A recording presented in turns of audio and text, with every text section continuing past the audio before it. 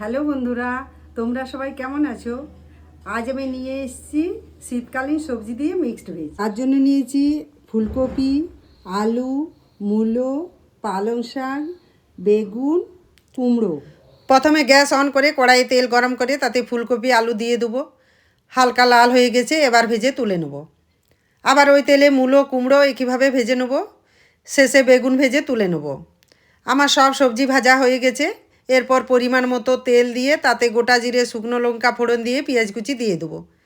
পেঁয়াজ ভাজা হয়ে এলে 1 চামচ আদা রসুন কাঁচা লঙ্কা পেস্ট দিয়ে একটু নাড়াচাড়া করে ভেজে নেব। এবার 1/2 চামচ জিরে গুঁড়ো, 1/2 চামচ ধনে গুঁড়ো, 1 চামচ হলুদ গুঁড়ো, সামান্য জল দিয়ে মশলা ভালো করে কষিয়ে নেব।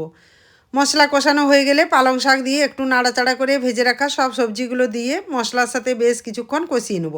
এই সময় স্বাদ মতো লবণ দিয়ে সব কিছু ভালো করে মিশিয়ে ঢাকা দিয়ে দেবো। সব কিছু সেদ্ধ হয়ে গেছে। আমি আগে থেকে কিছু বড়ি ভেজে রেখেছি, সেগুলো উপর থেকে ভালো করে মিশিয়ে কিছুক্ষণ পর নামিয়ে নেব।